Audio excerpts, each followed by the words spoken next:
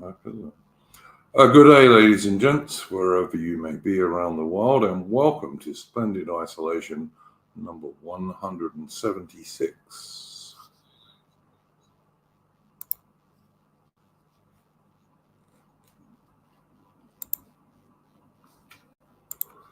There you go. There's my bit of boomer tech that I have to do every single damn week, because I haven't discovered how to stop it. Don't have any guests at the moment, ladies and gents. So this might be a relatively short stream. We'll see. I have invited several people. We'll see if they turn up.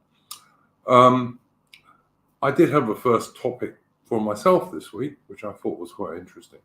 Of course, we've had the Trooping of the Colour in London, in England and Britain, which is a traditional British ceremony that goes back about 300 years, probably a bit more actually, and is based on something that all infantry battalions used to do, because the rallying point for an infantry battalion was their colours, the two flags that sat at the centre of a regiment, a battalion, back in the 18th and 19th centuries.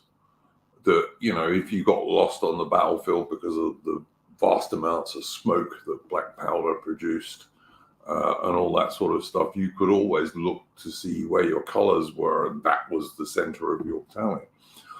And so the Trooping of the Colour is based on showing the colours, that these two huge flags, big flags, I should say, to, although they used to be bigger than they are today, to the troops, so that they would recognize them in the stress of battle. And most of the maneuvers that the guards do during the Trooping of the Colour are the way that troops used to move around the battlefield in the 18th and 19th century. And I noticed on Twitter, on X, that there were a few people there suggesting we should scrap this because it's a waste of money. Some left-wing twat even suggested we could fund 6 or 7 food banks if we got rid of the Trooping of the Colour. I mean, you know, I don't think Britain should have to have food banks, actually, because we're not really a third world country, even though so much of Britain looks like it due to mass immigration. The other thing Sorry, I'll let you come in a second. Let me just finish this while I remember it. The other thing is, I follow this excellent channel on Twitter, which I'm sure AI knows, which is it basically gives you the cost of everything in terms of the National Health Service, the NHS. And if we scrap the Trooping of the Colour, we could fund the NHS for 12 seconds. 12 seconds, boys.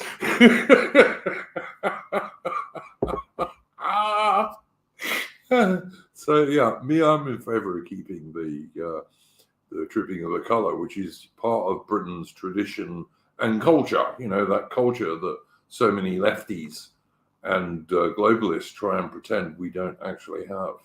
But in fact, Britain has more traditions and culture than most other nations. But there we go. AI, welcome, mate. How are you going? I'm all right, thank you. I'm Duke. Yeah, I mean, just to further that point, you know, that any excuse, this sort of mindset is the, you know, it's the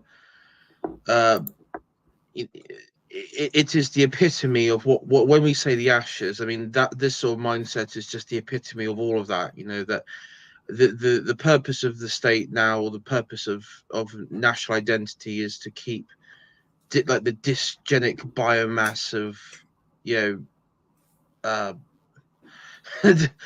of ants alive effectively through any means and every means possible. And yeah, it's not. I don't even think it's just like the royal family. It's the usual Republicans and royal family and all that sort of stuff.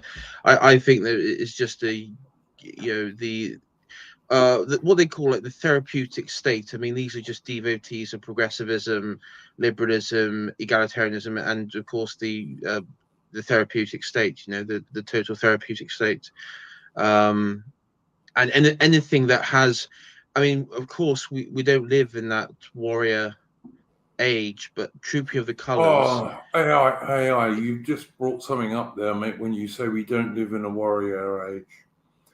There was a poor little cow in an English city somewhere, like the edge of it, I presume, that had wandered in. It was on Twitter, on X, and the police ran it over with their police car, and it wasn't even an adult cow. It was Survived the jive. Said, do these people think Yeah. cows are bears or something? Because Yeah, I cows are mean, not that dangerous. No, I mean, I'm surrounded by cows. I regularly walk in the field with my dog and stuff, and cows are fine in that sense. I mean, yeah. So if people on this channel want to go over to Twitter and at Surrey Police, because this was, I believe, it was in Surrey. People were saying it was the Met, but it was actually the Surrey Police that were doing this. And basically just voice your opposition, maybe even at RSPCA. Yeah, absolutely. I would these, say that. Yeah, tell the Royal Society for the Prevention of Cruelty to Animals about this. This was disgusting by these police officers, and it was not even a fully grown cow. When my little son was like 4 years old, AI, one of the favorite things we would do, and that he would like to do, is I'd stick him on my shoulders, and I used to live in Berkshire, and I would walk him through the woods, and we'd come to this big field, and on the edge of this, and in the field there were always cows, like dairy cows, Friesians, and they would all come over because cows are quite curious animals. And my little boy, when he was about 4, used to feed them grass with a flat hand. Even my little boy wasn't scared of cows. Yeah, and just to, I think Geralt of Rivia in the chat says cows can fuck you up. As a herd, yes, cows can be dangerous. But as a, because I know from first-hand experience, there was a farmer who, there was a fire engine coming along a country road, and he put his sirens on, even when he was warned not to. It spooked the cows, and the cows there was a stampede, and it ended up killing the farmer who was leading them in front, crushing him to death. Stamping to death. But this was one cow, halfway between a calf and as a young cow. So it wasn't big. It wasn't a big heifer. Not at all. No, it wasn't a big heifer or anything. It was one cow by itself. You quite easily could have, even if you went into your you got out, because cows are the way they are. They'll follow you about if you show interest in them. They'll follow you about, even if you got one or two men, AI, or even a farmer's wife could have quite easily moved that cow anywhere they wanted to. It's ridiculous what happened. I mean, personally, I've moved 4 cows. I remember when there was a sty. There were like 4 cows in front of it because they were, food or something. I didn't know they were were grazing. I need them to get through, and I managed to, wave my hands, go and all that sort of stuff, and move them out the way. I mean, it's not that difficult to move them, and they're not like these scary things. And also, I mean, what it did remind me of is during lockdown period, I believe in Liverpool, a white stag was on the loose. I think in it was somewhere in Merseyside. I can't recall exactly. That would have been scary, And it was running about and everything. And of course, we know the Germanic and Celtic mythology around a white stag, and even into early Christian mythology as well in the British Isles and in northern Germanic culture, the significance of that. And armed police turned up and they shot it and killed it. This is in the country where we've got so many pubs that are called the White Hart and this sort of stuff, because, as you say, traditionally that was a good luck symbol in Britain. Yeah, And the modern police officer, because and I think this is important to preface here, Iron Duke. In every regime throughout history, whether it be the communist regime and everything, the worst aspects of that regime always embodies itself in the police force. And usually when the revolution happens, like in the communist countries, or towards the end of communism, the people, the main brunt of those who were affected by, say, the anti-communist lot were the police force. The army would switch, like I think Romania is a classic example. Army switch over to the anti-communist forces, and the police, who were seen as the loyalists to Ceausescu, were hunted down were hunted down, many killed, many were blamed for. I mean, many were accused of poisoning like water plants and everything. I mean, whether or not it was true, it doesn't matter. The visibility of the hatred. And in this country, the worst aspects of the modern society, it does embody itself in the police. And I remember at the time with the white stag, running through there, and all, and that sort of clip. And I think this is one of the first interactions I had with Nathan Hood, who's a friend of our channels, and Yeah, a great I bloke. really like Nathan's channel. If you absolutely should follow Nathan Hood's channel. He recently did his big King Arthur Day stuff. But Nathan's a really good man. I like him very much. Yeah, and I said, in response, when I saw that clip of the police shooting the white stag and then dragging its lifeless body off the street where blood stains and everything else, I just said, these people are the ruffians, in the Shire. Then the Lord There of the would have Rings been a book. time, AI. There would have been a time, and not all that long ago, when the British public were the real Anglo-Celtic British public, when they would have gone apeshit over something like that, because Britain was not for nothing known as a nation of animal lovers. Like, it really was. Britain was the first nation in the world to have good animal protection laws. Yeah, and I mean, I had a conversation the other day with an African who couldn't really understand the emotional connection that we have with dogs. Yeah, And cool.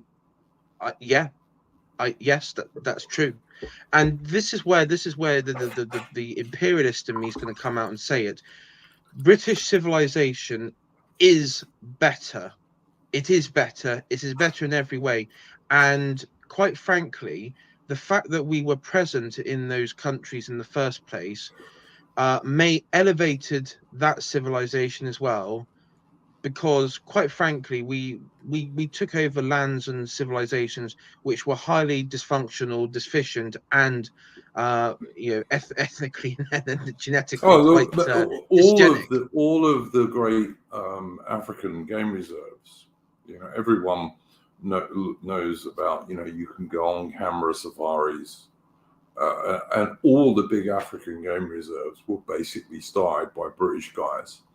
I think there were a few in South Africa which were started by Afrikaners, who are also, of course, white European people at base. But all of the big African game reserves were either started by the Brits or, in a few cases in South Africa, by Afrikaners. They were all started by white European blokes, basically, many of whom started life as big game hunters, but then decided, actually, it's good to have these animals. Yeah, and I mean,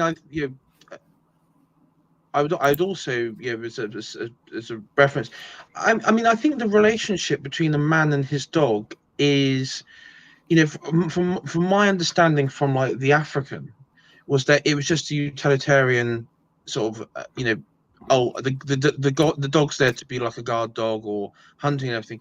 But even before the animal welfare movement, there is something like a deeper, spiritual connection, even going back to ancient Celtic days, where you had hunting where they would hunt with dogs. There is Yep. something unique to Northern Europe which has that sort of connection with animals. It's same with horses. You could say that's the same with the steppe people. Yeah, You could say, I'd say dogs and horses are.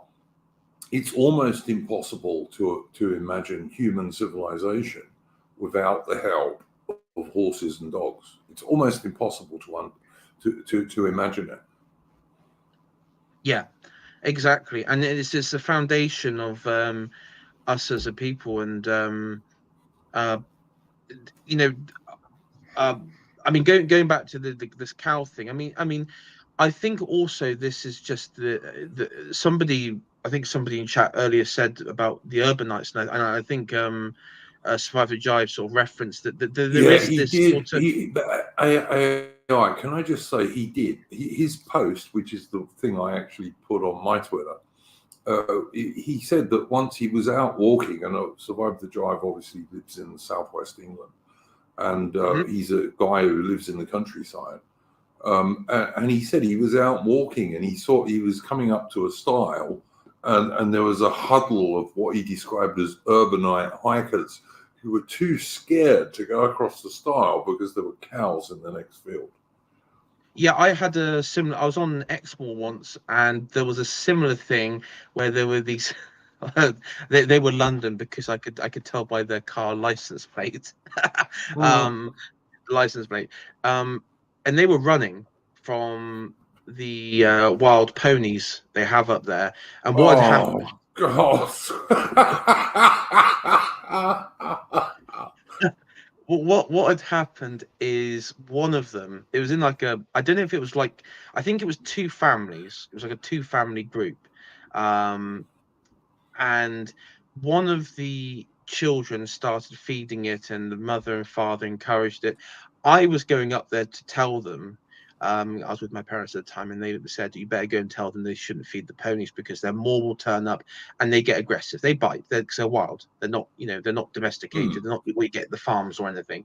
So I went up there to tell them, and then it bit the child, and then it bit the father, and then more came up, and they started like barging and headbutting it, and they started to run, and then the Yeah, horses yeah, did like a light like trot follow after them, and I mean in the end when cause it was down like you have like these paths you've seen, you see it all happening. I was walking uphill when I saw this happening. I was really trying not to laugh because it was just entertaining.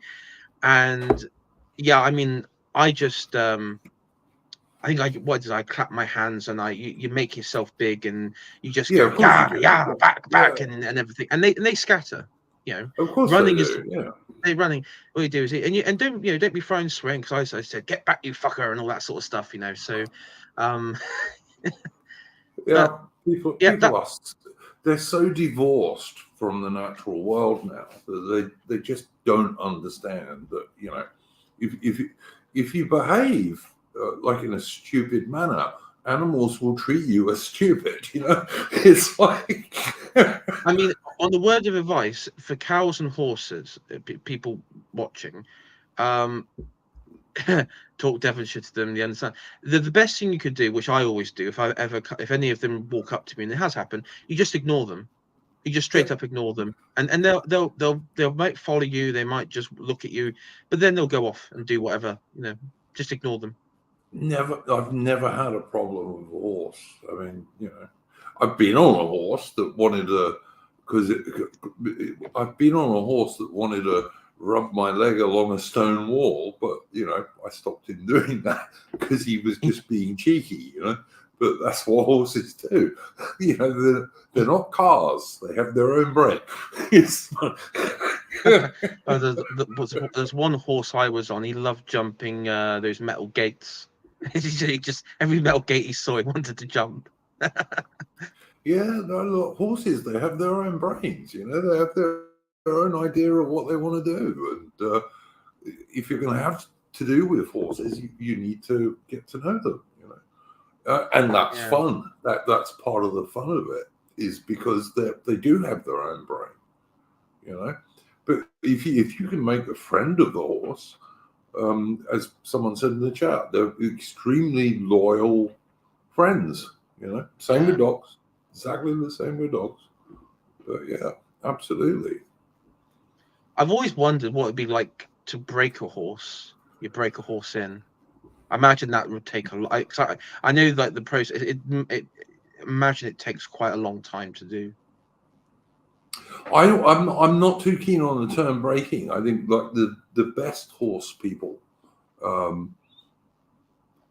they don't exactly break the breaking stuff used to come in the old days when like you had to get a totally wild adult horse.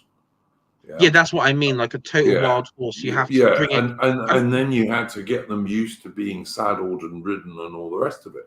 That's what they really mean by breaking. I mean, I guess that still happens a little bit in America and Australia, where we have wild horses, but Aubrey says like Mustangs, because I've always thought, okay, you can break the horse to an extent, but even though it's somewhat domesticated and used to you riding it, it's always part wild, and that's the exciting. That's in my mind. That's been the sort of exciting part of it, because it's still got that wild streak in it.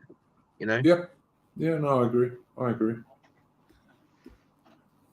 I did find also a really good video that I sent to a friend of mine today on Twitter, on X, and it was 500 golden retrievers in one place at one time. That was kind of cool.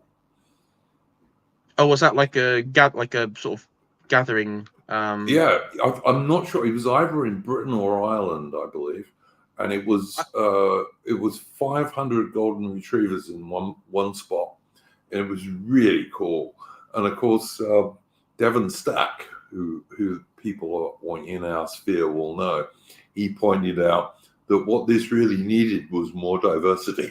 Do you know what's really funny? You joke about that. There was a greyhound sort of meeting. I think it was like 50 or 60 greyhounds. It wasn't anything like the size of these the golden retrievers or anything. But I had a black Labrador at the time, and we decided to go because it was in like a local village hall, so we went there, and it was really funny because that was like the diversity jokes came out, with my black Labrador, in the sea of greyhounds. Yeah. No, fair enough. Look, everyone who knows me knows my opinion is all dogs are good, but I also think all horses are good. And strange to say, my father, who was born in 1933, his very first job, not very long after World War II, was looking after this gigantic Shire horse called Johnny, who worked for the Southern Railway in London. And he used to ride him sometimes.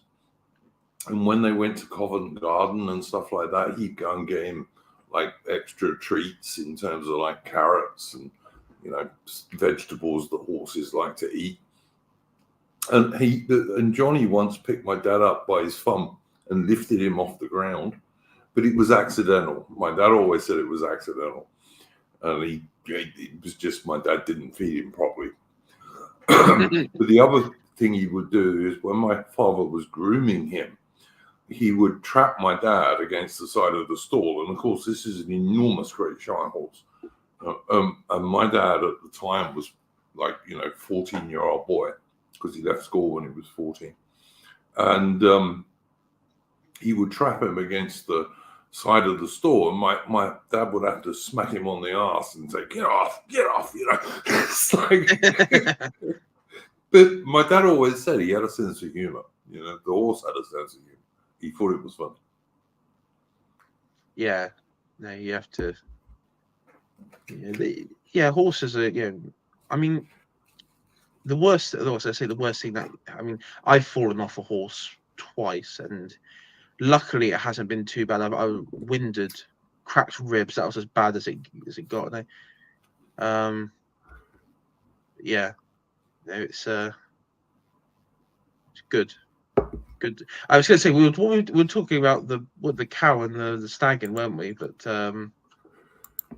well, it was someone also mentioned AI. You remember it wasn't so long ago. There was a couple of I'm not sure. I think they were household cavalry horses, but they might have been police horses. I think they were household cavalry. They were household cavalry. Yeah, and they got loose in London, and you had the Daily Mail, which of course is an idiot newspaper at the best of the times, saying horses go insane in London, and they weren't going insane; they were just running because they were scared.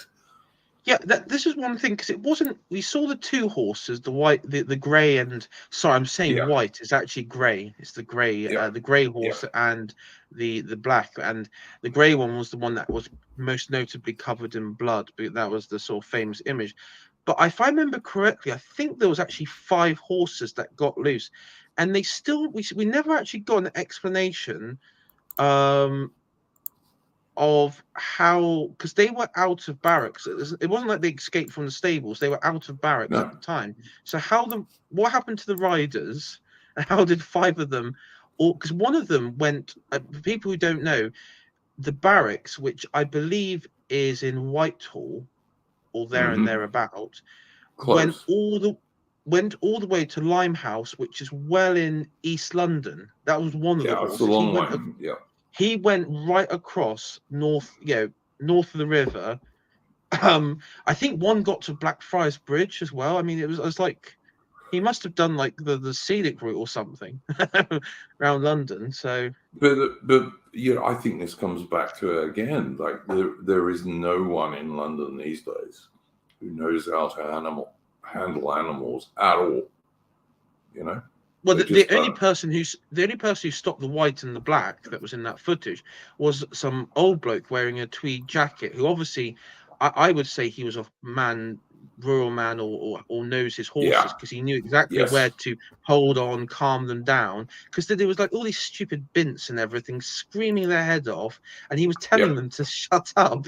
You're scaring the horse. Yeah, all you're doing is scaring the bloody poor horse, you know. Absolutely, 100%. And the thing is, like, even when I was a kid, and like, you know, I'm an old bastard, obviously, but even when I was a kid, loads of girls used to ride horses when they were girls, because there's this thing about girls and horses, you know. They weren't. I used to know loads of girls who weren't at all scared of horses because they used to go riding, you know. Yeah, it is seen as like a bit of a girly thing, especially in my generation. It was seen as a very girly thing. I mean, same with mine, mate. Same with mine. It was. I mean, unless you were a real country guy, like if you were a suburban, person, more women than more girls than boys used to go riding, you know. I mean, for me, it was always quite an aristocratical, because it was tied with hunting. You see, like with fox hunting, and well, of course, of course, I will preface for YouTube's sake, I never did fox hunting because it was banned. Wink, wink. It was always a trail hunt we did, so never actually did. I mean, but look, the other thing I would say is that, like, if you watch things like James Herriot. If you read James Herriot's books, or you watch the TV series, which was actually pretty good, country guys in Yorkshire or wherever it might be out in the sticks, of course they used to ride, you know, and partly, as AI says, because of fox hunting and stuff like that, but also because a lot of farmers used to keep a horse that they could ride. But in suburban Britain, in my era, so say in the 70s and 80s, the most people you would find who were into riding were mostly like teenage girls, to be honest, in the suburbs, not in the countryside, but in the suburbs. I mean, it is sad, because I mean, on a historical level, owning a horse, using a horse, was for the aristocracy. It was for the it was an elitist form. You know, it was an expression of elitist, you know, power. I mean, also connecting to the Indo-Aryan, you know, supremacy. I don't think ponies are a girly thing. I think it's the weak corruption of all of you in chat. You're all sucked into the liberal framework. You're all fucking losers. You know, so Oh, listen, look, I have not ridden anywhere near enough, and I'm by no means a good rider, but I have ridden horses quite a few times in South Africa as well as in Britain, and in Australia actually. And I would say, yeah, if you do go riding, it's a great thing to do. But I would also say, like my girl in Australia, when she was I don't know, like about 11 or something, her dad got her a Welsh pony. Yeah. yeah, And she lived in a little country town in Australia, in New South Wales, and this Welsh pony was so fat that my girl told me she could barely ride him because he was so fat. I mean, And he she was could have. also quite bad tempered on occasion, but she adored him. She just adored this horse. I mean, So I yeah. would recommend to her to do ride side saddle, if I was honest, because that would sort of alleviate the problem in that regard. No, she used to ride him like normal way, but yeah, Yeah. she said that this pony was so fat she could barely ride him, and he was also quite bad tempered sometimes, which I always thought was cute. It's a nice story, and it's the kind of thing that people should do. Yeah. I mean, And maybe Aubrey in I'm the all up. chat, by the way, was also pretty good horsewoman. I know that. Pretty good horsewoman, even though she nearly got killed by one once. But that's She that's a side story. yeah, certified cowgirl, indeed. I'm not sure I'd call her that, but yeah, she was definitely a horsewoman. But also nearly got killed by one once. But on the other hand, loves horses because horses, like I was saying earlier, are the same as dogs. They're not machines; they have their own brain, which is part of their fascination. Yes. So yeah, absolutely. I mean, So I mean, could you imagine, like, because it would talk about the Tory like manifesto policies being absolutely batshit, like insane. Could you imagine if they had like a policy that because they know they're going to lose, and they're just doing all like these like national service on the topic of horses. If they said women can only ride side saddle in the UK, is this a criminal offence to ride in the normal masculine that'd be side kind of saddle? funny, actually. I mean, it would tempt me. It might tempt me to go back to the. That would be kind of funny. I've got to say it would. That'd be funny.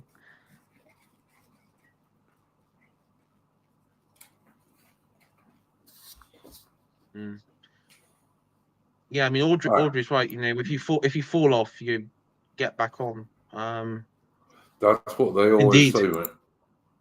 Yeah. As soon as you fall off I a mean, horse, you've got to get back on again. I agree with that yeah. totally. I mean, of course, it depends like how you fall and where you fall. Because sometimes, there are like the extreme and rare occasions where you have a really bad fall that you end up like you're breaking something and significant and on your way to hospital. But yeah. Yeah, no, I totally agree. I'm hoping that Mitch is going to join us, by the way. I saw he's in the chat. AI, did you have a first subject you wanted to bring up this week? Well, I guess we could talk about the unstoppable rise of a new populist conservative age in Europe. And Go for it, mate. yeah, I know this is a British and Commonwealth stream, but I think it is significant because it does play into the energy of what's happening with reform here. So just to give a quick rundown here, and then we'll sort of pivot back to the UK. Over the last week, in Europe, they had the results of the EU elections. And the two significant results is that in France, the Le Pen's party, which is classed as the populist right-wing party, had a significant victory. in the European Parliament, wiped out Macron's party. They were called En Marche, but they changed their name. I don't know what they changed their name to, but Macron's party effectively. Yeah. And in Germany, which I find more interesting, is that the AfD, who had more so than any other of the populist, the quote, voter suppression by the German state, had incredible hit pieces levied against them, had intimidation, stabbing, political violence, really had the full work of suppression, and they managed to come out second. Good. Good. And on the electoral map, pretty much the whole of the old East German states voted for the AfD in significant The numbers. thing I like about the AfD AI is that many young Germans support it. You know that song that's been going around, which I really like, by the way. Oh, You know, Auslander, Aus. exactly. You know, Germany for the Germans, which I think is a perfectly legitimate thing to support. Yeah, I'm really happy that so many young Germans support that, because that's a good thing. Yeah, and also in other countries, in the Netherlands, Meloni's party in Italy, but the Brothers of Italy, but they're not, they've been disappointed, disappointment for many people on the right. I think Austria as well, the sort of the far right, the quote unquote far right party there. Well, don't call them far right, man, because you look, they call us far right, and we're not far right. We're just right, as far as I'm concerned. Yeah.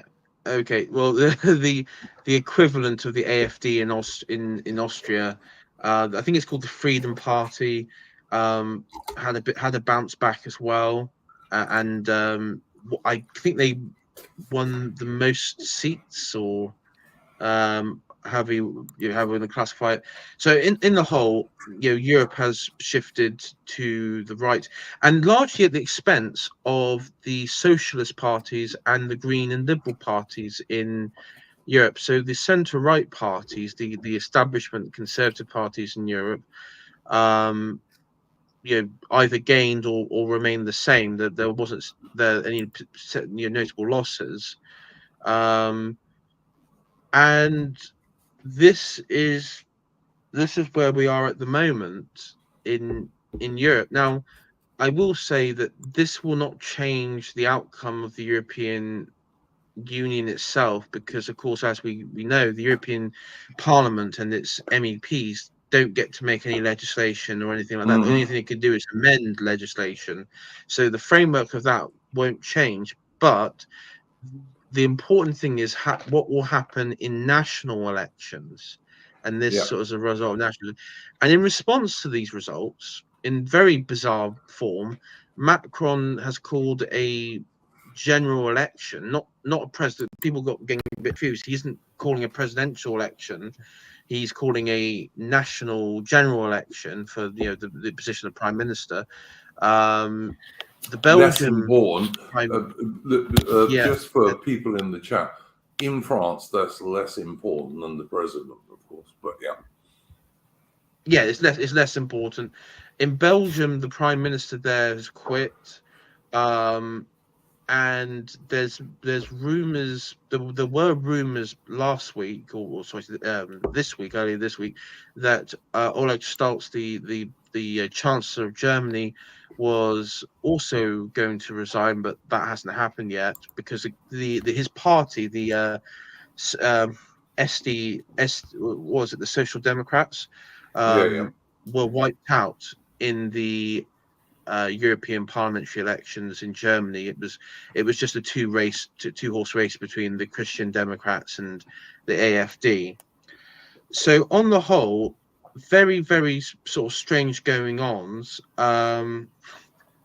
It could be that some have suggested that this is all the prep to war with Russia. getting unity, because the thing there is that Europe doesn't have, and European nations don't have, thanks to the demographics and policies of the last 10-15 years, is there isn't unity and harmony among its people, largely because there are, of all these things. And it could also explain why there's talks, not just by the the populist parties that we've talked about who've won, but even within, like, you know the Chancellor of Germany, who's talked about deporting foreign criminals or people who Can I just interrupt you for 1 second there, yeah. AI? And I'd just like to say this: the Conservatives put out a tweet on Twitter, on X, yesterday, I think, or today, and they were talking about they want to make Britain the best country for military veterans in the world. Yeah. And I pointed out to them, as a military veteran, which I am, I served in the British Army, and I pointed out to them, maybe what they should do, if they want to make Britain the best country for military veterans in the world, is to stop the mass immigration, which is destroying Britain, destroying the real Anglo-Celtic British people. Because the reason we veterans joined up was to defend a Britain we loved, which mass immigration is destroying. I came across a guy earlier this week in Reform, so he's got a bit of an interesting story to tell. He's a military Mitch, veteran. by the way. Welcome, Mitch, by the way. Yeah, I'm helping issues on flag up here. I came across the guy. So he was born around my neck of the woods. He comes from a farm, not far from where I live. Blah blah blah. But he lives in the northeast now. He came across a migrant hotel one time where he was staying, and the thing was, in his military service, he was training a lot of Syrian guys over in like Eastern Syria, like I can't remember where, like somewhere in Eastern Syria, and then after his service was up, he just lives in the northeast of England now. He came across a bunch of Syrian blokes who he recognised their accent because, of course, he learned the local dialect of Arabic in Syria, and just came across all these young lads below the age of 30 who he could recognise them all, not just because of the dialect, but also he trained them. And like this one farmer woman also, like, she told a story, but also this bloke himself, and everyone's just like scratching their noggin, going, "What's the government planning with all these Syrian migrants who they came around on the small dinghies, but they're then trained by our military, and that's what's got everyone." And bear something in mind here, Mitch. Like, the good Syrians, like the nationalist Syrians who wanted Syria to do well, they support Assad, and they were the people the Russians were supporting. The bad Syrians, the Islamic State guys who wanted to have sex slaves and all the rest of it, those people were the people we were supporting, the British and Americans. We were literally in Syria. We were literally supporting the Islamic State. Yeah, and everyone, like, because I mean, there was also a guy who was there, like, unrelated to us, who's like, so he's in UKIP. He served in the army, and he's been all over the world, and he's reckoning one of either two conclusions from that story: either A, the British state doesn't currently trust, like, they wants to beef up their military for a possible war with Russia, so they're bringing in these Syrians who've got military training and trying to trying to use them for later on, because they know for, well, none of us are over here in this country are willing to fight. Or B, they might be thinking of, let's say, doing something very unpopular, like, let's say they want to force people into do a draft or whatever, or something like that, and they're going to have these Syrians literally be the ones press ganging us. Like, they're going to be, because of course, iron law of tyranny is you always get the foreigners acting as a police force because you can't trust the natives. I think Aristotle, I believe, was said that, like, every tyrant always hires mercenaries. Mitch, I've got to tell you, mate, look, you know what? The British Army has its faults. It really does, and it's always had its faults. But in terms of a stubborn soldier in defense, you can't get much better than an Anglo-Celtic Brit. You really can't. And The do you idea really that think guys like me are going to join the army to fight No. Russia? Don't Come get me on. wrong. No, I'm not saying that, Mitch. This is not my criticism at all. You're totally correct. But my point is, if you really want to replace the British Army with all these third world immigrants, British Army's going to be shit, mate. That's what I'm going to say. It's just going to be crap. So, I mean, a bit like, if you're going to fill the army with mentally ill transsexuals and people like that, the army's going to be shit. I mean, do you want a good army or you don't want a good army? That's about it, really. I can't remember who said it if you look at the Russian said, army or the Chinese army or any sensible army in the entire world, they do not fill it full of women. They don't fill it full of transsexuals. They don't fill it full of immigrants. They just don't, because that's not a way to get a good army. But also, someone just mentioned the Gurkhas in chat here. Now, of course, not so long ago, there was a civil war in Nepal between the monarchy of Nepal and communists who were effectively Chinese, propped up Chinese communists. Yep. And because of Britain's inaction, and we could have acted, and we should have. We could have done much more to defend Nepal. Yeah, I agree. Yeah, we allowed what was sold as a compromise, which wasn't a compromise. It basically forced the monarchy out and gave the communists incredible powers to Totally basically agree, it was a win. It was a win for them. There's no other way to describe it. So one of the few places where Britain these days could have done a lot, we didn't do anything. That's one of the few places where we could have sent a brigade there, like 3 infantry battalions, and you know what? The Nepalese monarchy would have been fine, no problem. And the thing is, we did it not so long ago, because we did it to the Chinese communists in Malaysia. Yep. Oh, well, even more recently, actually, we did it in Oman. We did it in Oman even more recently. So one of the very few places in the world where Britain could have said, okay, we're going to send 3 infantry battalions there, say 1 Gurkha and 2 British infantry battalions, and we're going to make sure that Nepal doesn't go commie. Britain could have done that, but we did not. I wonder why. Is it because our actual political leaders these days are more or less commies themselves? Well, but they don't think in civil. They don't think in, and this is what I think Farage, for better or worse, he sort of was hinting at in those debates, is that you have to think in effectively Britain. Is this good for me and my group? Is this good for me and my nation? Yep. And none of them think of that, because they're all globalized, cosmopolitan, citizens of the world. Well, I mean, particularly the so-called British Prime Minister, who was never even supported by Conservative Party members, let alone anyone else, the Indian banker Rishi Sunak. Look how well he's doing. I mean, Yeah, I mean, and same, Cameron was no better. I mean that it goes back to totally agree. Said about Cameron. When he met Putin at the Winter Olympics all those years ago, and they were having this serious topic on, the balance of power in Europe.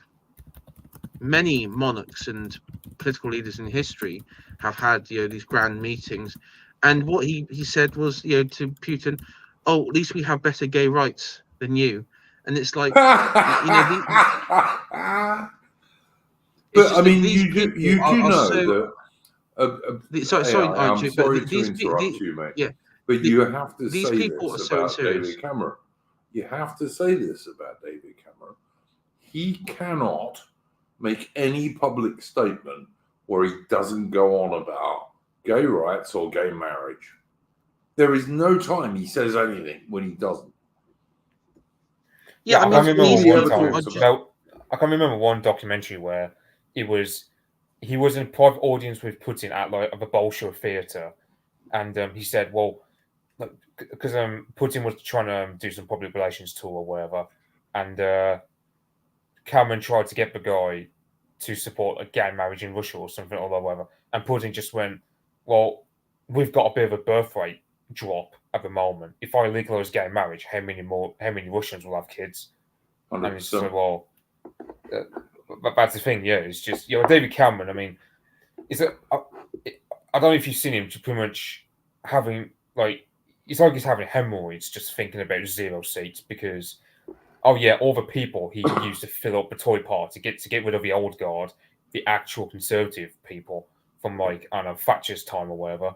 He's replaced them with like Indians, but Alicia Kearns woman who needs to go as AA as reminded everyone. Totally. Yeah, among other like Yeah. wet Tory cadres. I'm just going to imagine Cameron's reaction when 0 literally happens next month. Well, Mitch.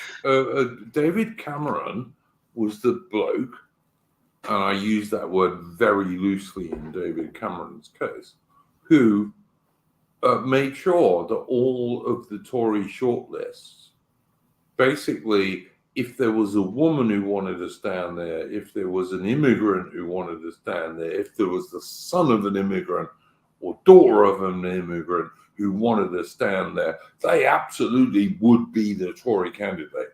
David Cameron I don't know if you saw over the whole country. Yeah, I don't know if you saw Dan's thread. He's a scum. I don't know if you saw Dan's thread on Twitter when he where he said all the safe seats, like the safest Tory areas, are all run by Indians and blacks. Yeah, exactly. So, but after this you know election, what? This is going to help destroy them.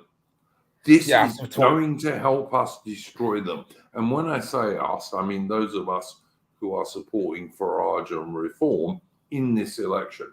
And you know what? Farage is nowhere near perfect. And reform is even far less perfect. But on this general election, every patriotic nationalist British person who supports Britain as an Anglo-Celtic country must vote for Farage, because that way we will destroy the Conservative Party. And when I say that, imagine my air quotes around Conservative, because they conserve nothing. They are absolutely anti-British.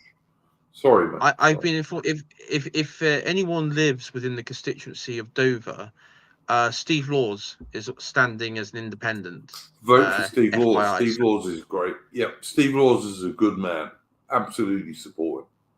He's a very I say we good should get guy. him on the. I say, do you want to invite him on the channel? Mate, if you know Steve, I often retweet Steve on Twitter, right? But if you know him, I would very happily have Steve Laws. I know. I think as a special guest. he's only. Yeah, no, I don't know him personally. I think he's retweeted one of my viral 0 seat tweets. I think once, but yeah, I just think he has a. I don't know if he does online appearances. Yeah, no, he does. He did one recently with Horus, and I've done quite a few streams with Horus, who's a good man. But yeah, no, he did a stream fairly recently with Horus. I would absolutely have Steve Laws on this channel. I think Steve Laws is a good British bloke. No problem whatsoever. And I also that there could be a scenario that the energy from reform could then translate itself across to even more parties. More even more traditionalist, even more quote unquote what they would say right wing, like the Homeland Party. Actually go in from civic nationalism. Oh look, I see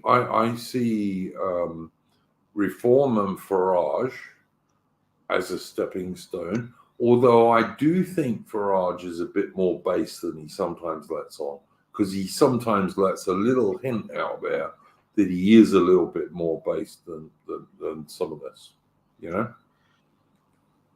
I remember that there was and this was like back in the UKIP days when they were, there was like still a lot of attacks, because it was sort of at the end of like the BNP had sort of collapsed as a structure, as a political structure, and you had UKIP sort of coming along, and the attacks that I remember there was one story where they said that when he was a schoolboy that he would or when he was like in uni or something, he would regularly like obsess over Hitler or something like that. So I don't know. And that he was sort of into the whole like theory cell aspect. I actually think Farage could be a theory cell at heart. I'm not sure. All I would say is I think Farage is a little bit more based than he sometimes lets on. Tice is an absolute moron, all right, but Tice was a placeholder. Well, isn't Tice? All I would say is for this general election, if you're right of centre, the people to vote for are Farage and Reform. This particular general election. Next time, we'll have to see. But this time, vote for them. I mean, you see that Labour's put up against Farage, who I presume they've done it because they know they can't win that seat. He's gay, he's an immigrant, and his favourite drink is white tears. So he says. Yeah. So I'm guessing Labour put him up because they know they can't win against Farage in Clacton. Well, it goes back to the old policy of rubbing diversity in their faces, and Clacton's I think it's like 89% or 90% white British there. So it's a lot of people have moved there from London and what have you. Yeah, absolutely. And Mitch did say that Reform's a very schizo party. And there's another thing that because of one of their candidates there, I mean, on two things that I saw a clip going round. I think it was in a Birmingham seat.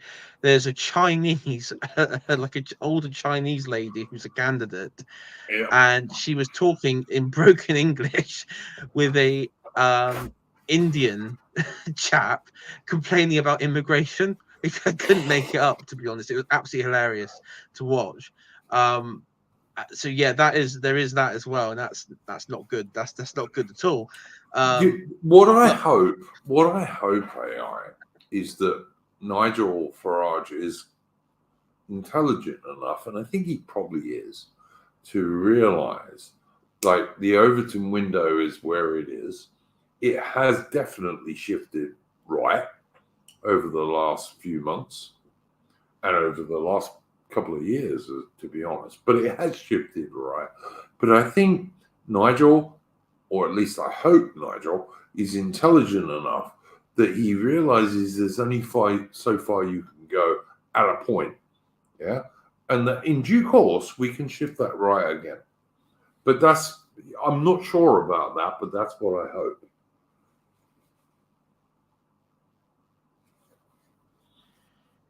Yeah.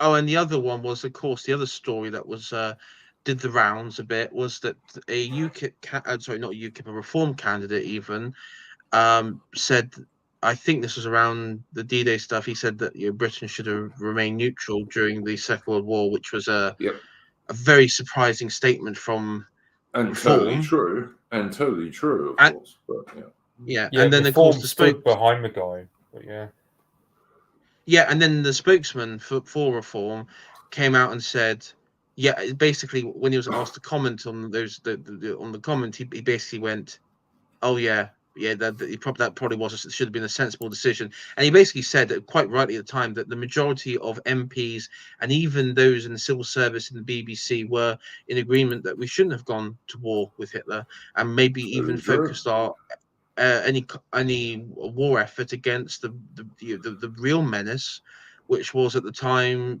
in Europe was communism and Bolshevism, look, AI, orchestrated from the Soviet Union. AI, the real thing Britain should have been doing was saying we're going to stay neutral while we build up our armed forces, and in particular the Royal Navy. So I mean, that personally, by the time we get in the war, you can't beat us, no way. You know, it's like that would have been the sensible thing to do.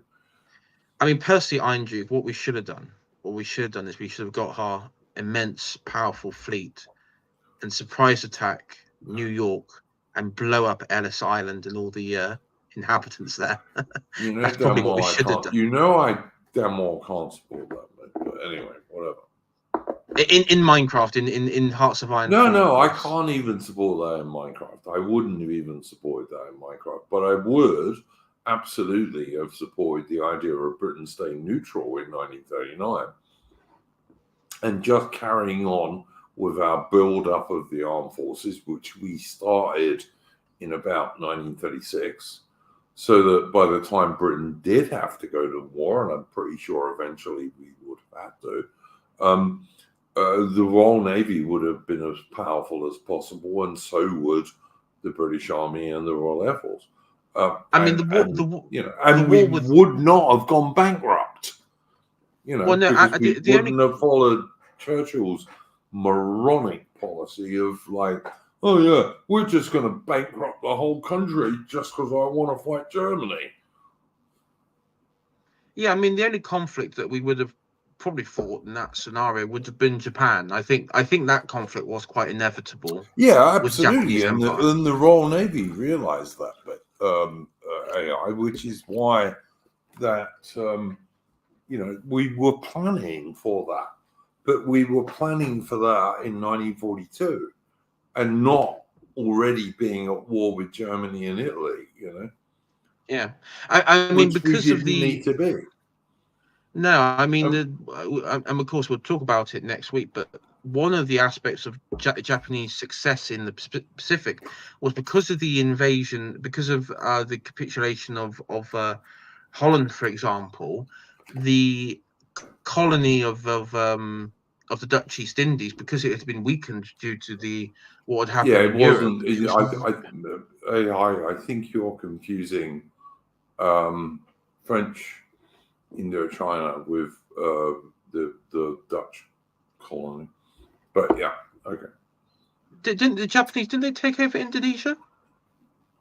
No, they took over French Indochina because the French by that stage were partially occupied by the Germans, but they attacked. No, they attacked the Dutch East Indies afterwards, mate. But I think that's what you're confusing. I was certain they took over Indonesia. No, you're completely wrong, mate. Honestly. No, I'm looking at it, Andrew. They took over Indonesia. No, not before World War II. They didn't. No, they didn't. No. I'm talking about during and after. I'm talking during the war they did. Yeah, absolutely. During the war they did. Hold on. What I was saying was when the Dutch government collapsed due to the Germans' invasion, I was saying it weakened the Dutch East Indies, their colonies in Indonesia. It did, but that wasn't the biggest deal from the British colonies' point of view. The biggest deal from the British colonies' point of view was that French Indochina collapsed. That was a much bigger deal. Oh yeah, because that opened up because the Dutch were still running the Dutch East Indies at that time, but the French, who were still ostensibly running the Indochina, they of course collapsed when the French collapsed to the Germans, and so when the Japanese sent troops into French Indochina, the French were not able to stop them at all because they were basically mostly occupied by the Germans, who were Japanese allies, of course. Yeah, and that was the big deal from Britain's point of view that made the British position in the Far East very weak. And then what made it enormously worse was that Churchill, because he was a moron and not pro-British at all, really, decided that every spare British fighter plane and tank that could possibly be sent anywhere should be sent on Arctic convoys to the Russians, where much of it got sunk and many British sailors drowned through hypothermia, rather than sending this stuff to the Far East, where there were no modern fighters and absolutely no tanks in the Far East at all. And he sent every spare fighter plane and every spare British tank to the Soviet Union, to Stalin, one of the worst guys that's ever lived, rather than sending them to the British garrisons in the Far East. It's just amazing to me, to be honest, that he gets away with that. And you'll see modern so-called, in air quotes, conservatives saying, oh yeah, Winston Churchill, he was a great conservative. Yeah, if he was a great conservative, I'm a great communist, all right? But anyway, whatever. I mean that's we're going to be obviously talk about this next week. And one thing that tying this back to Farage though, is he was asked during the whole D-Day bit about, because of course immigration and everything, and the BB and you sort of like your half-wit journalist likes to bring this up. Oh, you do realize 1 million Indians served in the British Army and also during World War II. And this is the best bit. He did say, well, first of all, it was 2.5 million, and they weren't levied, they weren't conscripted, it was all volunteer. Yep. Largest volunteer army in history was the British run Indian Army. Yeah, true. Yeah, and it was made up of Indian Hindus, Muslims, Sikhs, and also Burmese, which some of the Burmese lot get. Well, there was also a lot of Indian Mohammedans in it, but look, we can talk about that on our stream, mate. I don't think this is the place to do it. No. But I would like to ask Mish if he had a first subject he would like to bring up. Solving election, nothing much. I mean, I don't know. Well, you're following it more closely than me, Mitch, so go for it, mate. Yeah, so for example, yesterday I was meant to do some leafleting in my local area for reform. Well, the weather kind of put a dampener on that, so I haven't really done as much. I've just been following the election cycle online in terms of all the mainstream outlets. You've got David Cameron. He's whinging a lot about Farage, wanted to destroy the Conservative Party, but then Farage said that Nick Ferrari fella on ABC, he's interested in, let's say, like he wouldn't say no to merging Reform and the right-wing parts of the Tories into one part, akin to what happened with Canada. I can't remember the name of the Conservative Party. Because it's like their Conservative Party got smashed hard in 93. 10 years later, Reform Party got smashed that previous Conservative Party. They merged with the remnants of the Progressive Conservatives. Canada's not very right-wing, though, Mitch, is what I would say. Okay. And but Farage is more right-wing. I mean, I don't know if you caught on the debate on they did with ITV. I think I've noticed. I've noticed like more people around my age, like entering, because I was manning the election office for Reform in my local area, and there were just cases of like these. Like we had like 7 people come in the other day, just because. I say the other day, I mean yesterday, because Nigel performed so well in that debate, and because the thing was, he said there should be tax benefits for married couples, basically. So, for example, this one married couple who came around, I mean, they were only like a few years older than me, so I'd say like mid-20s. They're voting Reform, and they're good. So, and I don't know if you saw Farage is huge on TikTok. He's always on personal TikTok. That's quite big. And you got all these like young Zoomers who are just asking him for they're just like asking him for videos or whatever. And it's like, because I think like GB News actually did a segment on it where they just went, "Oh yeah, the whole 16-year-old being allowed to vote on Storm, that might actually backfire because it's not this election, but the one after, Farage would be so big among my generation and those younger than me that it might actually backfire. Like the 16-year-olds, they're more likely to know Farage than they will Starmer, because let's face it, Starmer, I mean, he's just a complete lord arse of a man. Like, he's just so uptight about his old man. He keeps going on about his old man who's a toolmaker, and I go, well, can I just, Mitch, Mitch, can I just say that Nigel Starmer, who's a lawyer, by the way, as so many politicians are, I beg your pardon. Starmer is a lawyer, and he was the director of public prosecutions at the very height of the so-called, in inverted commas, grooming gang scandal, which is to say immigrants, mostly from Pakistan, but Muslim immigrants for the most part, who were raping and torturing little British girls as young as 11 years old, you know. They were doing this. And Sir Keir Starmer was the director of public prosecutions. And he made sure that very few of these people were prosecuted. So if you vote for that scumbag, like, I guess you're in favor. No one's voting for him, Duke. The only one voting for him is that brown academic you keep following. I know what you're talking about, mate. Yeah, I agree. But yeah, largely agree. But yeah, don't vote for Sir Keir Starmer. No one's going to vote him, Paul. You just need to tell your brown academic friend to stop voting for him, because that's what he's telling people to do. Mate, he's not my friend. I don't know why you think he's my friend. But anyway,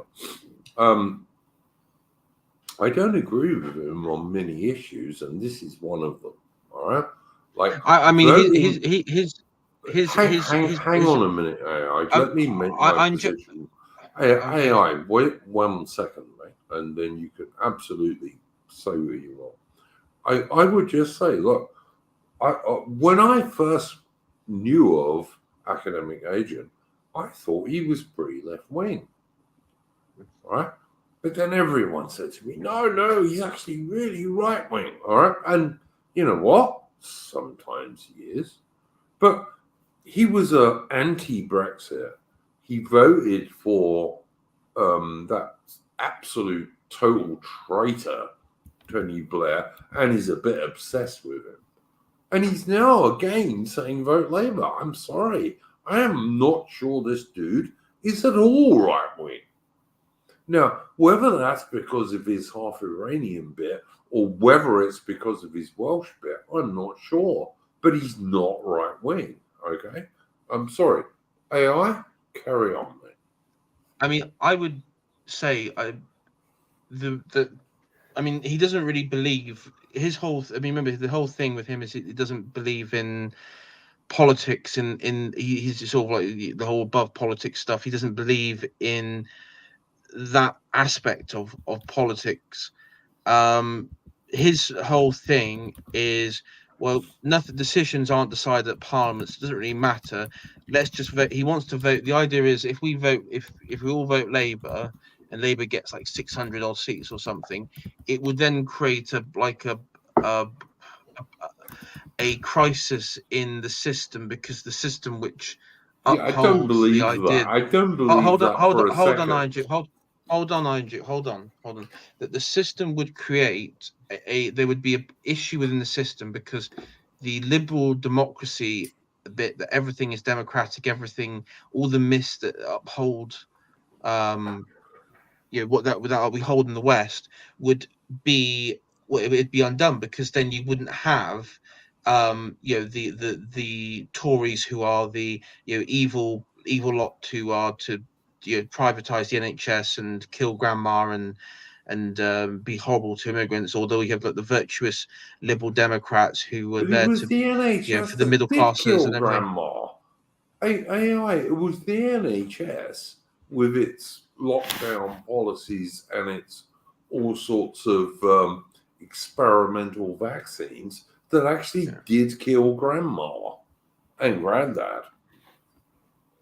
Yeah, I mean, sure. Yeah, I mean, as I say, both parties, the system itself, there was a wider coordination with COVID and lockdowns. It was a multinational exercise. I believe it was multinational exercise to disrupt anti-establishment sentiment, that we saw within populism within Europe and Trump. I remember this AA person saying that his wife insisted that he wiped down all the shopping bags every time he brought them home.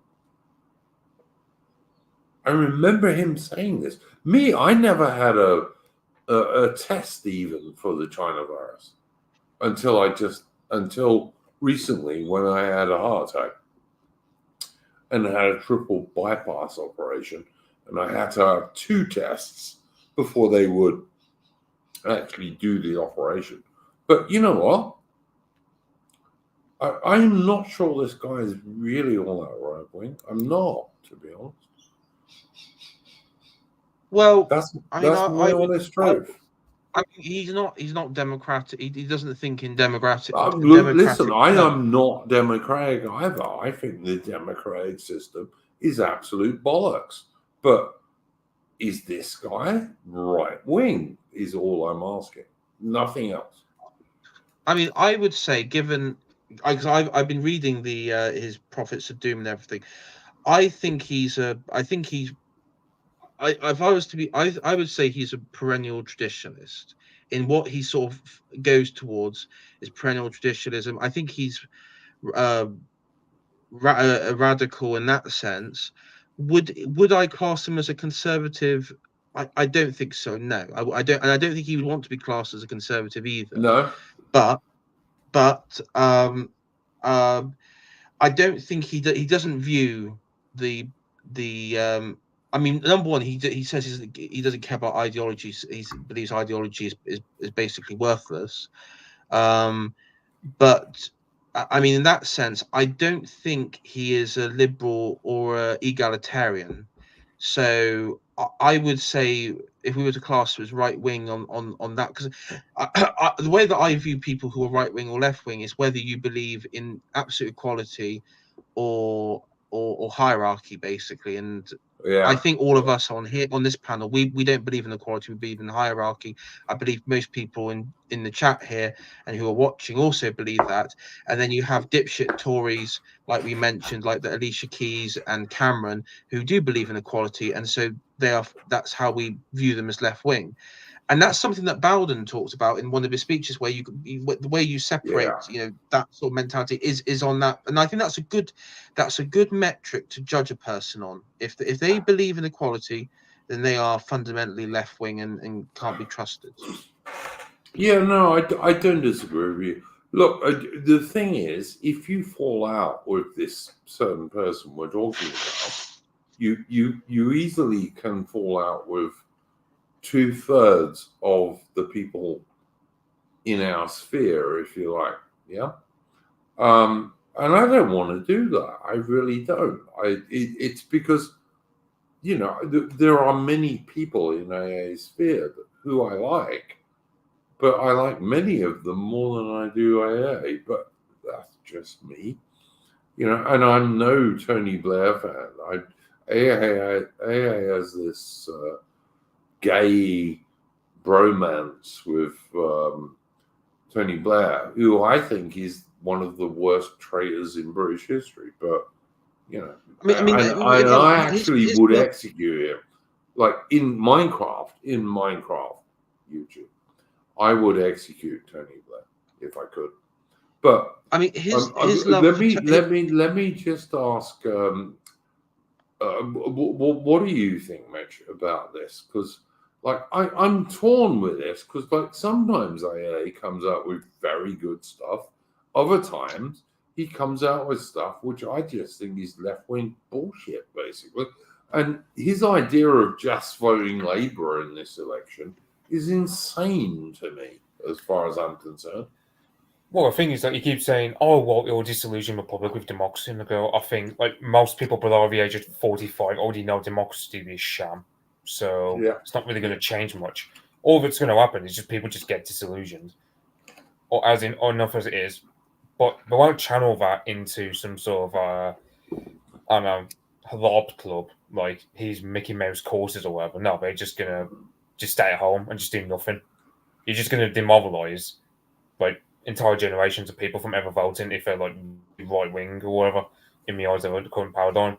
Like what benefit is there for giving Keir Starmer a 500 seats in Parliament and a massive majority? There's nothing. At least with reform.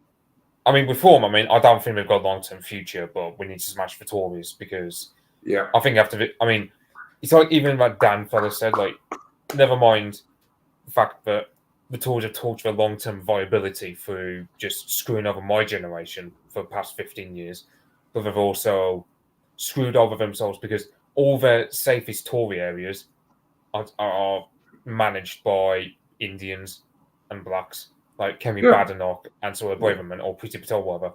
So after this election, after Farage is torn into the Tory party of its record in immigration, the Tory party is literally just going to be an immigrant party. There's going to be like a couple of white guys, like Gavin Williamson, who unfortunately is going to win in the seat I'm currently living in because the Reform candidate pulled out before, like right before nominations ended. So Reform doesn't have a that guy. It's recommended he was a Tory party member who infiltrated Reform and sabotaged them to help Gavin Williamson because apparently Tom Wellings, the guy's name is, he said, "Oh, well, I had a personal conversation with Gavin." So, in other words, he was paid off, or he was an infiltrator.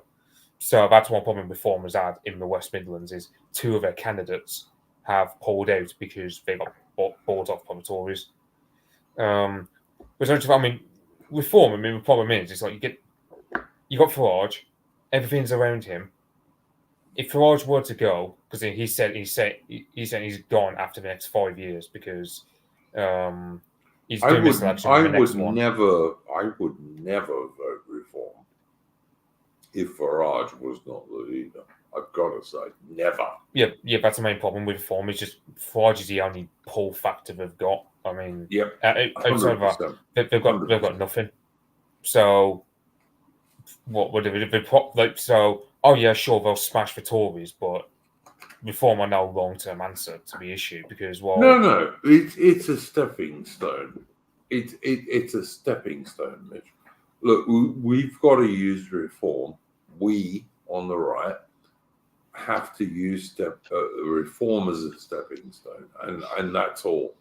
We need to break this two-party system where really the so-called conservatives, in air quotes, and Labour are a unified. There's not much difference. Like the conservatives are making a big fuss on Twitter about, the Labour Party going to tax you more. But the conservatives are now a high tax party. The difference in the tax between the conservatives and Labour is minor. It's not much. The real issue in this general election is, do you want Britain destroyed by mass immigration so that the Anglo-Celtic people are not the majority in the country, or don't you? That's the real issue in this general election. And that's also what we have to hammer. I'm sorry, carry on, mate. I was going to say, Farage has also pointed out that it's the sewer networks, it's the road networks, it's the rail. I mean, it's all aspects of the infrastructure of this country is collapsing down around us, and the average British high street now looks like it's full of Turkish barbers, charity shops, and vape shops. I mean, it's a complete disaster. Exactly. There's no enterprise anymore. Yeah.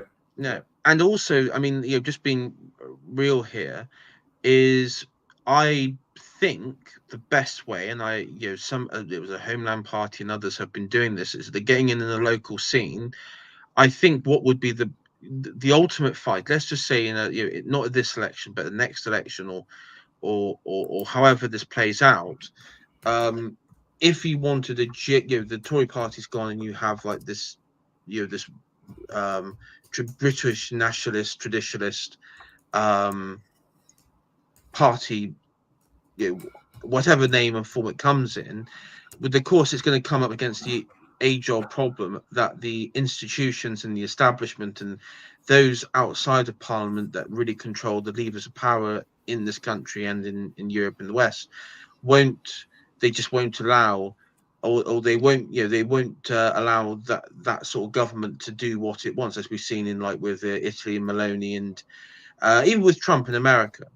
And so the question is how question should be not two-party, but how do we wrestle back control to the Parliament from, say, the Bank of England, or powerful NGOs, or powerful corporate raider types, that have had immense power and sway over this country.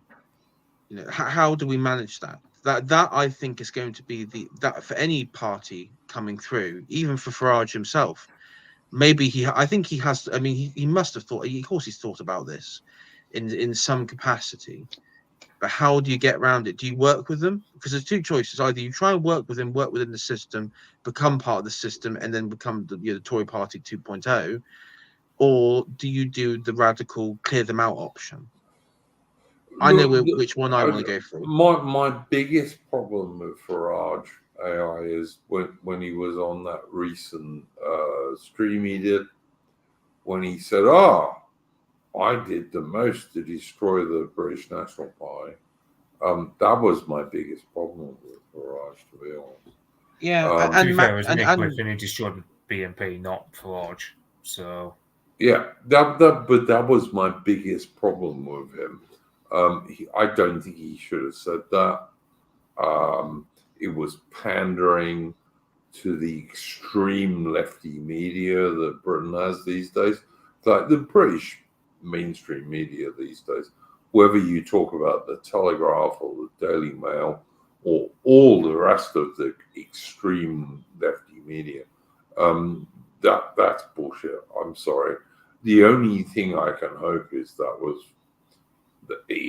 he was just pandering to those scum.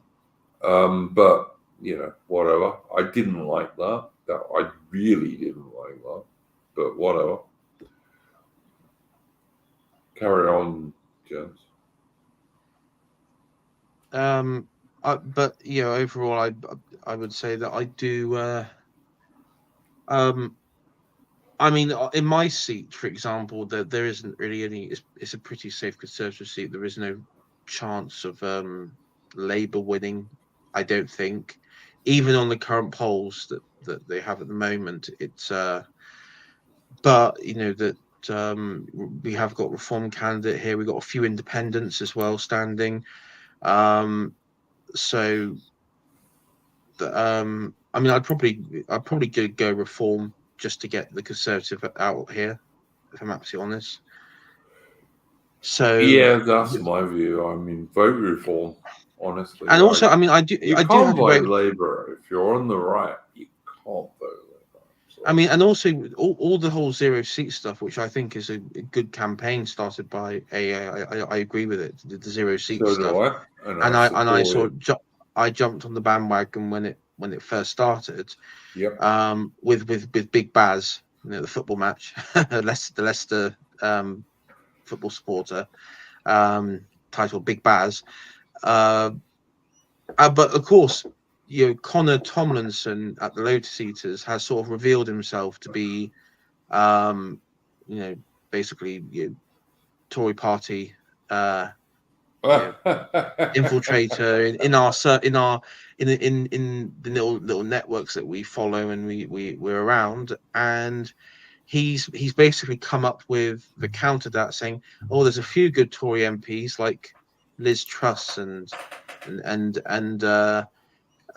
wanting to send endless arms to Ukraine, and Robert Jenrick because he said something a bit based on immigration once, and it's just like, okay, thank you, spy. Now piss off out of here. I mean, the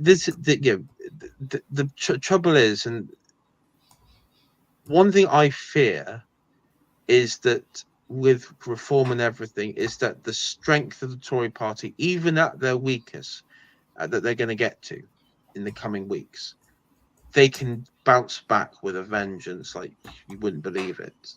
And I don't know if the structure, the actual party structure of reform is strong enough to, and the people in reform are strong enough to resist it. Maybe. I'm not sure about that, mate.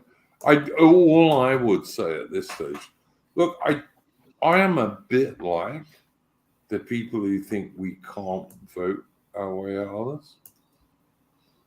But do you know what? If there is a little tiny chance that we can vote our way out of this, why the hell shouldn't we try to do that? You know? I mean, you could try and vote your way out of it. But I do agree with people like John Dee who say you can't vote your way out of this. I do agree with them. But there is a infinitesimal small chance that we might be able to. So why not try it? What the hell do we have to lose is my point. You know? I mean, that's the only thing why that I support Farage is I don't think he can break the system, but maybe he can. And if I vote for Farage and he doesn't break the system, what have I lost? I haven't lost anything, have I? That's just what I think. But AI and Mitch, what do you think? Well, I mean, the only other thing that could happen is if Keir Starmer gets his supermajority and he bans what he considers to be enemies of the country, enemies of the nation, so like right wing or far right. I mean, then there definitely would be no voting your way out of it then. Yeah, we shall see. I mean, to be honest, I'm sort of mentally checked out of this election a bit. Even with Farage, that I'm sort of mentally checked out. I'm not trying to get too invested in it. I've sort of resided to the fact that Keir Starmer is going to win. He's going to be the next prime minister in a few weeks' time. I guess the only thing is, like, who's going to be the opposition? Is it going to be Farage or, depending on how the votes go, will the Tories get double-digit seats, which looks like it's they're on their way to. So yeah, I mean, we shall see. But yeah, I mean, when it comes to AA, I'm sorry. Mitch, I was going to say when it comes to Mitch, what were you going to say? Mitch, go ahead. Mitch, go ahead. Yeah. I mean, some people are floating the idea we could get hung Parliament because the Labour vote has been going down quite a bit. It was like 46% at one point at the beginning, and it's gone down to something like 37% in the polls. So, and it's like, because Keir Starmer, let's face it, I won't be surprised if, like, because I mean, Jeremy Corbyn got 33% of the vote in 2019. I reckon it'll be like 35, 36. It won't go as high as 40% because, I mean, I reckon it's just, if you live in the Red Wall area, if you live in the East Midlands, I mean, it's like the Tories are outpaced pretty much all over the northwest, northeast, and the Midlands.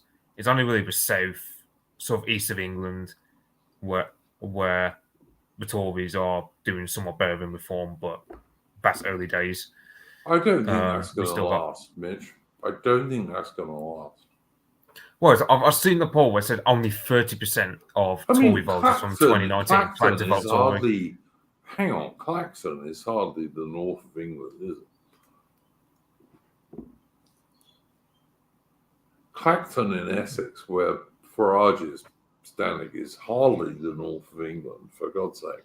You know? Yeah, that's one seat, but it's not exactly emblematic of the whole entire area. Look, all I think is that if you're right of centre,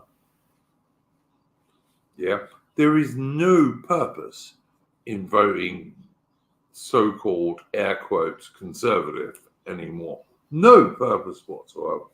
You might just as well vote reform. Now, will that save us? I don't know, but it won't hurt us. I will say it won't hurt us. Like, my hope is that at the end of this general election, Nigel Farage is leading about 12 to 15 reform MPs in Parliament.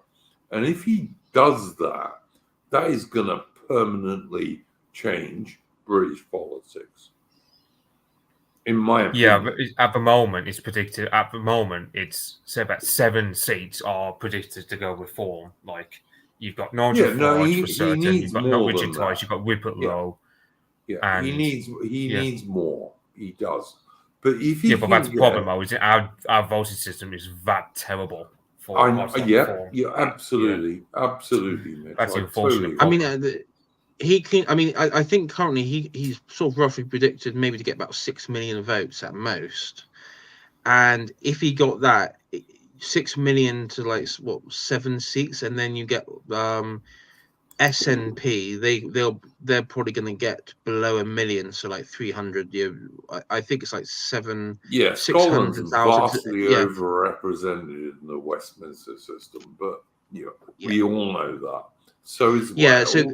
So is Northern Ireland, but we all know. Yeah, so that will be that will also play in as well. But who knows? I mean, it could be that remember back in 2015, the Conservatives did better in that election because there was actually more Labour and Liberal Democrat voters went to UKIP than Conservative voters. All I would say is this: look, there is a chance that Farage could still get some Tory defectors, and if they're right-wing Tory defectors, good. But the point is, if Farage can get between 12 and 15 seats, which is perfectly possible, so long as he gets enough support, 12 to 15 Farage-led reform seats in Parliament, it means the Conservatives can't be what they have been in the past. If they ever want to get back into government, that's enough. That will stop them being as left-wing and as pro-mass migration and putting Indian bankers in charge as prime ministers. That will stop them ever doing that again. And that's all I care about, to be honest. That's all I care about. If Farage were to do that, his popularity would sink because the whole point of it is he's meant to be a different thing from the Tories. If he were to take on, let's say, no. Sorry, most people would just check I didn't ever say I thought Farage should join the Tories. I never said that, Mitch. No, you said like Tory party MPs possibly joining with reform, and they go, well, that's that's functionally the same to my point of view. No. I think you're wrong about this, mate. If some very right-wing Tory MPs join reform, I don't think that's a problem at all. But they have to be very right-wing. Miriam Cates, for example, who's put down as a very right-wing Tory, whatever.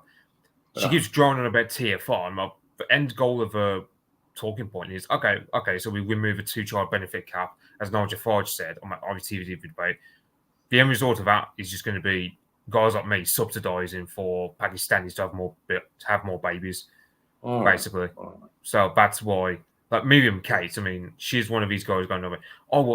She talks some stuff about anti-mass immigration, but sorry, if Farage were to take on MPs like her, I mean, she's going to lose a seat anyway because she's just well, then it won't matter if she's going to lose a seat anyway. It doesn't matter. And that's the main problem with all I would say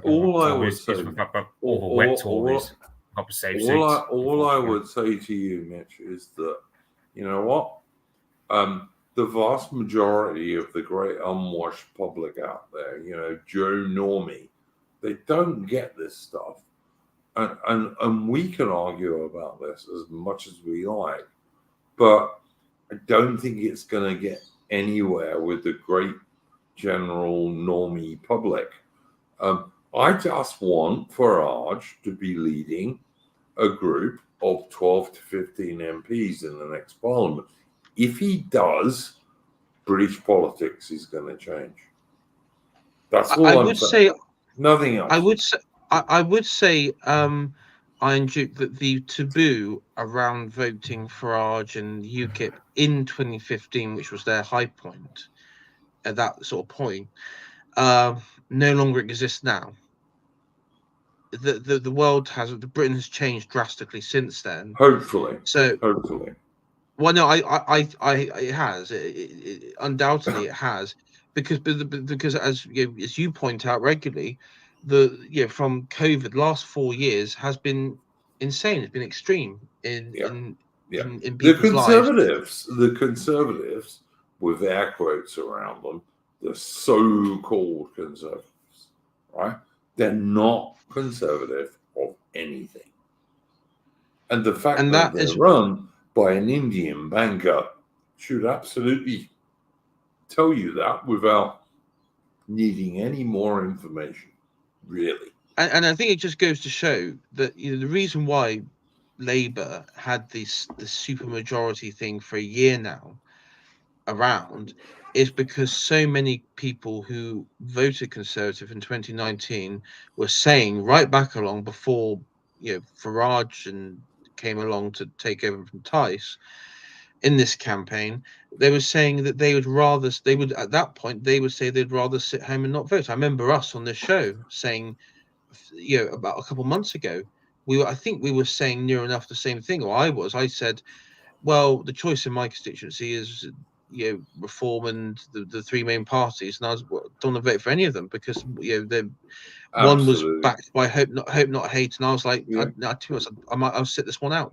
Yeah, look, again, this is a weakness of Reform.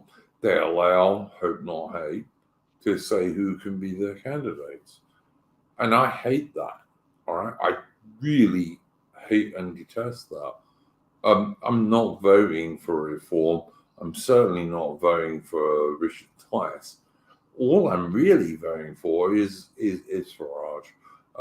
And as I said, may not work. But if you want to try and vote your way out of the system, this is the only thing we have. There is nothing else, all right? There ain't. And Sid Precious in the chat said, I'd shag a lefty female too. Sorry, I wouldn't, mate. Honestly, right-wing women always give the best blowjobs. All right? That's what I would say about right-wing women. They're always cuter, they're always prettier, and they give the best blowjobs. So there you go. But yeah, I don't know. We probably can't vote our way out of this.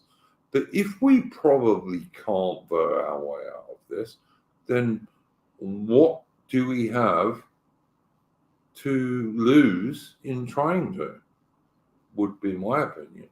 Like, if there's no way we can vote our way out of this, which could be correct, absolutely could be correct, then what do we have to lose by voting for Farage?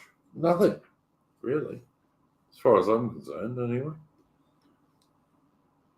Well, probably not this time round because it's more. Labour are going to win. So yeah, I mean. Yeah, Labour are going to win this election, but we shouldn't help them. As far as I'm concerned, we should not help them vote bloody more Farage. What have you got to lose? You know, if he's not any good, you wouldn't have lost anything. But trust me, he'll be better than Sir Keir Starmer, who was the director of public prosecutions during the height of the grooming gang scandal and made sure hardly any Pakistani Muslim men got prosecuted.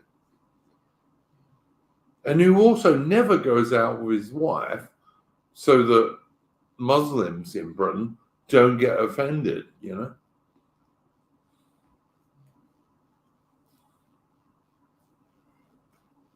Like, I detest Sir Keir Starmer, don't get me wrong. I really do. I mean, I don't hate him as much as Tony Blair, but I do really hate him. And then, like, how much I hate him is, like, similar to David Cameron, because David Cameron and Sir Keir Starmer almost could be the same human being, if you can call them human at all. You know? Anyway, guys, you carry on. That I've probably spoken too much. I often do.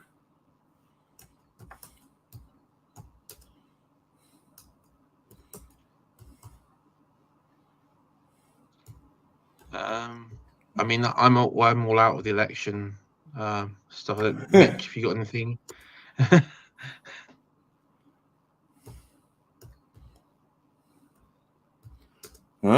Not much to say, anyone. Okay. No, I mean, I don't know what else to say about the election. I mean, nothing. I mean, nothing other interesting happened apart from Farage as president.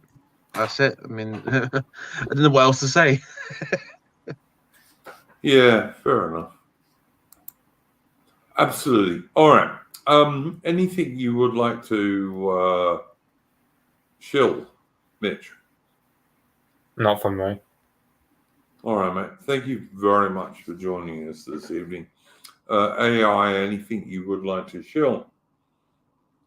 Yeah. So Wednesday, as I mentioned on tonight's stream, Wednesday 9 o'clock UK time, Iron Duke will be with me. We'll be talking about the war in the Pacific from the point of view of the British Indian Army, the British Army, and the Australian, the Anzacs as well, the Commonwealth, in Burma, in New Guinea, and also in the Pacific Large as well, the naval side of it as well. We'll look at all of that, and the reason is because I feel that a lot of the law, you could say, around the Pacific War is very American focused, and it sidelines the largest allied group, you could say, in that conflict, which was the British by length. I mean, as we mentioned, the British Indian Army had 2.5 million men at their disposal. All volunteers. Volunteers. AI. No conscription in India. Yeah. Conscription in Britain, but no conscription in India. Yeah. And not to mention the number of the British troops that were sent there, the Australian troops who were also New Zealand troops present in this, as well as troops from Africa as well. So yeah, this, most of whom were pretty crap, but you know, they were sent there, but they weren't very good. But you know, Look, as far as I'm concerned, when I come on your stream, AI, I'm going to talk about the Australians in New Guinea, because they were the Australian diggers in New Guinea were the first Allied troops to defeat the Japanese Imperial Army on land in New Guinea, which of course was an Australian colony at that time.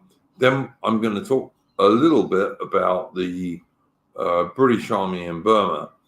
And the greatest British Army battle of World War II was the Battle of Kohima, where the 4th Royal West Kent Regiment fought off an entire Japanese division mostly on its own. It had a few Gurkha allies, even fewer Indian allies, but not very many, really. It was Yes. basically one British battalion against a whole Imperial Japanese Army division. It was sometimes called the British Stalingrad in the East, which is an exaggeration. But on the other hand, it was one British battalion, the 4th Royal West Kents, under a very good colonel. It was a good battalion. It was well trained. And I think it was probably the best British battle of World War II. And World War II was not the best shining example of the British Army. Like, there were many battles in World War One where the British Army fought far better than it did in World War II. But Kohima was a slightly different battle. The Brits were enormously outnumbered, and they won. Yeah, I mean, and also one thing that's forgotten in the Burma campaign is just the number of Japanese troops that were there present in Burma. Yeah. I mean, it was. Yeah. I mean, it was definitely something not even the Americans, when they were island hopping, would face. Oh no, absolutely not. Like the biggest defeat the Imperial Japanese Army ever got on land was by the British Army in Burma. It wasn't in the islands because the Japanese had far less troops in the islands, 100%. And the final thing I will want to talk about on your stream, AI, is the British Pacific Fleet. It was the biggest Royal Navy fleet of World War II. And at the end of World War II, it was operating off Japan under kamikaze attacks, and very successfully. Because British carriers had armored flight decks. And as one American journalist said, when a kamikaze hit an American carrier, they had to go back to Pearl Harbor in Hawaii and have 6 months of repairs, whereas when they did that to a British armored flight deck carrier, it was a case of get out the brooms, and the carrier was operational again about 4 or 5 hours later. But there is some truth to that, by the way. So yeah. And of course, I'm going to, as a point of reference when we talk about the Burma campaign, I'm going to use my grandfather's war diary, which he references. Cool. Especially the withdrawal of at the start of it, because he was in Rangoon at the time, and he did a bit of operations with destroying the oil refineries to prevent it falling into Japanese hands. That would be really interesting, man. So I'm going to be using that as a point of reference. I think he also mentions the battle that you. I don't think he was present for it, but he sort of mentions it as well, along with many other, like, just a little bit of like tidbits as well, just like people that he met along the way. That would be really interesting, mate. I will look forward to that. Sid Precious asks in the chat if I'm interested in ancient warfare. Yeah, of course I am, man. Does a bear shit in the woods? Yeah, I love ancient Greek and ancient Roman warfare. Absolutely. Yeah, I am. Very. I mean, to answer Richard Phillips' question, where is discussion hosted? This will be on my channel, AI Shiatori. It'll be Wednesday night, 9 p.m. It's going to be a live stream on my channel, AI Shiatori. Yeah, I'll put a link in the description later on. AI, don't worry. Actually, it'll be in the comments. But yeah, I will put a link later on. But yeah, I look forward to that, mate. That'll be interesting. Mitch, any final thoughts you have? Not that I can think of. All right. Well, look, me, as far as I'm concerned, 0 seats for the, in air quotes, so-called conservatives. Vote for Arge, vote for reform. Like, I don't totally agree with them, but it's our only chance. It probably won't work, but let's give it a go. What do we have to lose? Yeah. So there we go. Mitch's link will be in the comments within 8 hours. I promise you guys. Thanks for joining us, and yeah, I guess we'll see you next week.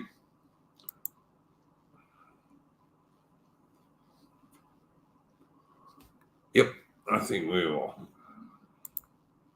See you later. All right, go well, guys.